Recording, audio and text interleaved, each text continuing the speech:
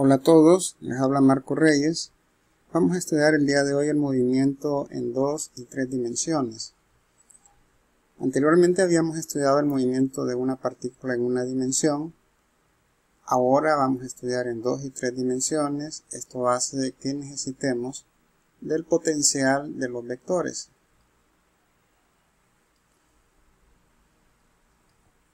Nuestro sistema de referencia es este, sistema cartesiano. Supongan de que la partícula inicialmente está en este punto, que tiene coordenadas x, y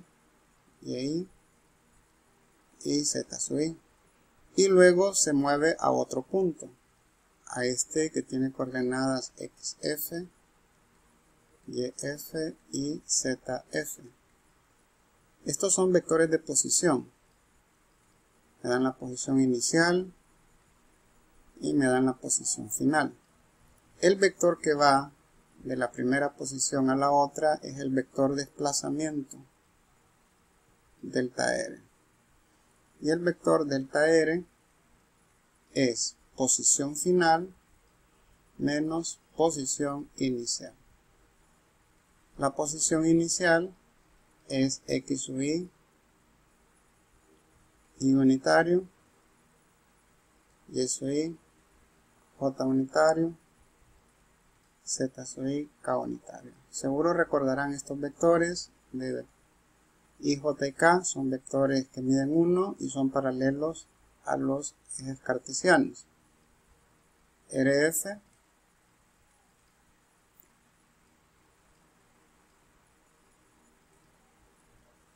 esta es posición final.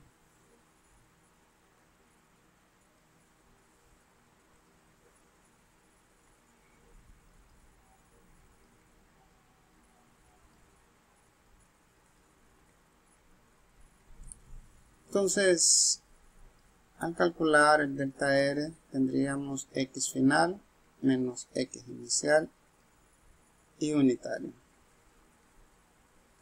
Y final menos y inicial, j unitario.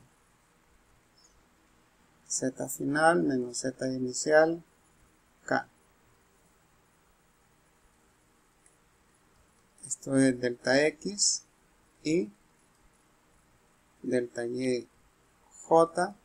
No se olviden de poner el símbolo circunflejo, esa especie de sombrerito. Delta z, k. Esta sería la manera de expresar el desplazamiento en 3 dimensiones. La velocidad es el desplazamiento entre el tiempo que le toma hacer ese desplazamiento. Entonces tenemos delta x entre delta t, delta y entre delta t, delta z entre delta t. O sea, d sub x, d sub y d sub z. Esta es la velocidad media, como pueden ver es un vector. Si tomamos el límite, cuando delta t tiende a 0, de delta r entre delta t, ese límite se aplica a cada componente.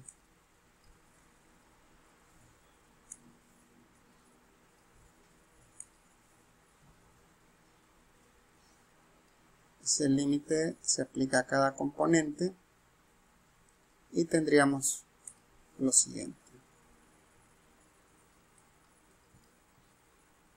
El límite cuando delta t tiende a 0 de delta x entre delta t. Y así con las otras componentes.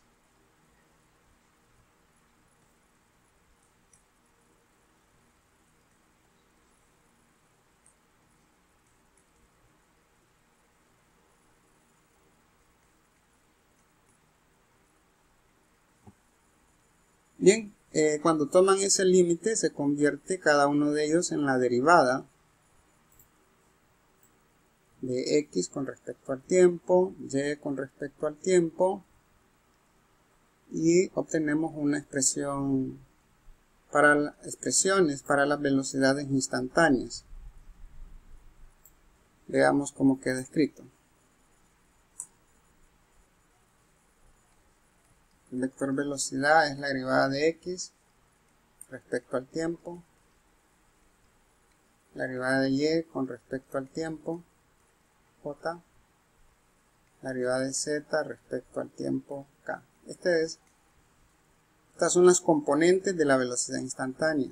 Aquí se está suponiendo de que x es una función del tiempo, y es una función del tiempo, y z es una función del tiempo. Bien, ya hemos definido la velocidad media, la velocidad instantánea en 3 dimensiones. Si fuera en 2 dimensiones, simplemente una de las componentes no estaría. La definición de la aceleración, recordemos, es el cambio de velocidad entre el tiempo que le toma ese cambio. Pero el cambio de velocidad puede ser en x, puede ser en y puede ser en z.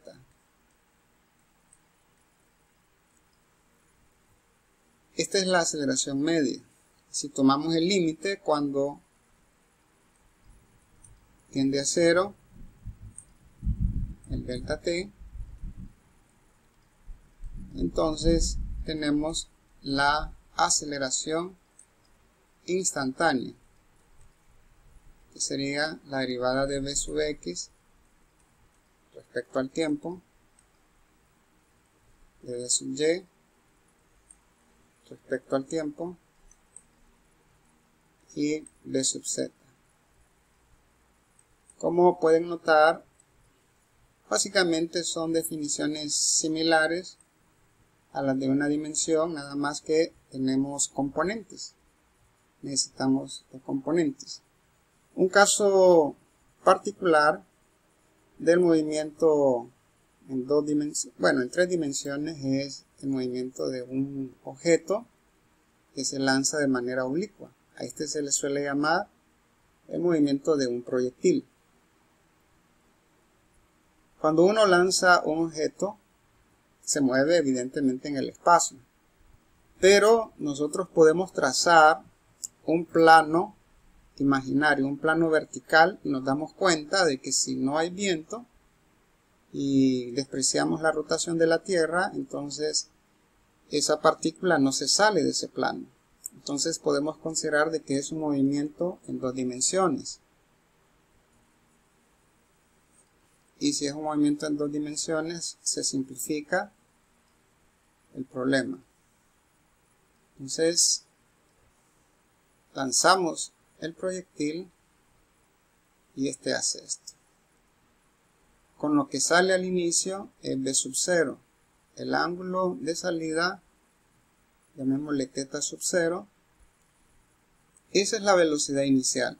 La rapidez con la que sale junto con el ángulo. Si damos esas dos cosas, estamos dando la información de la velocidad inicial.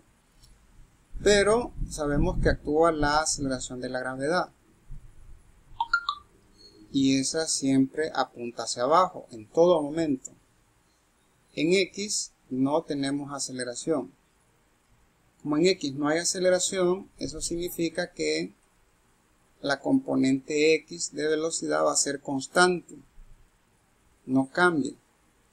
Pero la componente v sub y, esa sí va a cambiar, porque tienen aceleración vertical.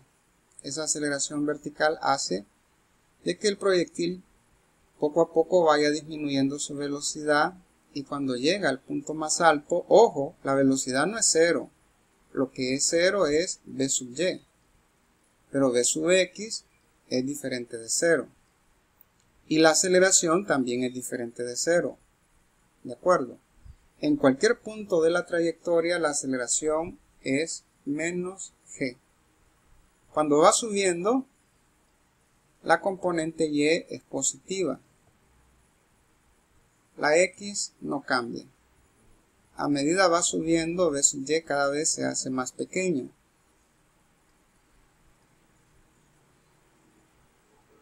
Y cuando llega arriba es 0. Cuando ya viene hacia abajo, b sub y es negativa y bx sigue manteniéndose exactamente igual.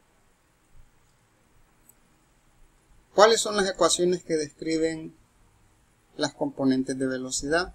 Bueno, bx, si nosotros sabemos la velocidad inicial, entonces podemos usar b sub 0 y el ángulo inicial, y esto no cambia, va a ser lo mismo en cualquier lugar de la trayectoria. En cambio, b sub y sí va cambiando. Sería la componente y inicial, que es b sub 0 seno, menos g por t. Con esta ecuación calculan la componente y de la velocidad. Con esta calculan la componente x de la velocidad. Para saber qué distancia ha recorrido horizontalmente, esto,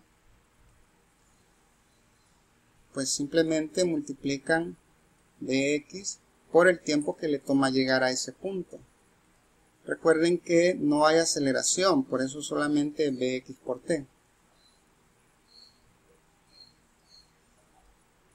Esta es la ecuación para calcular el alcance horizontal. Si quieren saber cuánto ha subido, cuánto vale y en ese punto,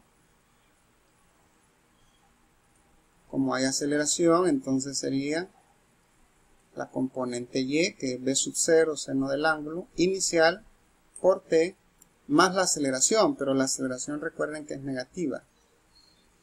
Entonces de una vez lo ponemos. A la hora de reemplazar, g lo van a tomar como 9.8 metros sobre segundo cuadrado en el sistema internacional y 32 pies sobre segundo si estamos utilizando el sistema inglés. Esta ecuación les da y en función del tiempo, una ecuación muy importante. En algunas ocasiones necesitamos calcular b sub y en términos de posición, entonces usamos la ecuación de los cuadrados. La componente inicial en y al cuadrado menos 2g por delta y. Delta y es el desplazamiento, acuérdense. Delta y es igual a y menos y sub 0. Si parte de la referencia, entonces el y sub 0 vale 0. Ustedes tienen que analizar esa situación. Pero esta ecuación es muy útil en los casos en que uno quiere b sub y lo que tiene es posición. Finalmente, tenemos la ecuación de la trayectoria. La ecuación de la trayectoria, esta se obtiene cuando ustedes despejan para t de esta ecuación y la reemplazan en la ecuación de posición. Si ustedes despejan para t y lo reemplazan, entonces queda lo siguiente: y igual a x sub 0, permítanme,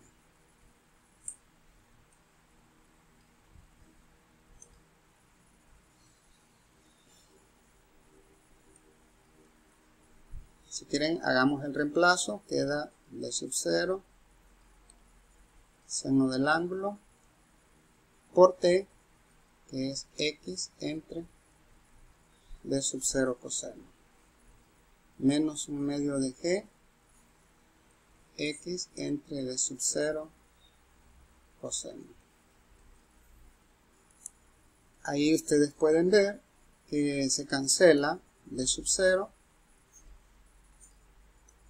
y tienen finalmente la ecuación, que la pueden escribir de la siguiente forma: y igual a x tangente del ángulo menos gx cuadrado entre 2 b sub 0 coseno cuadrado de t.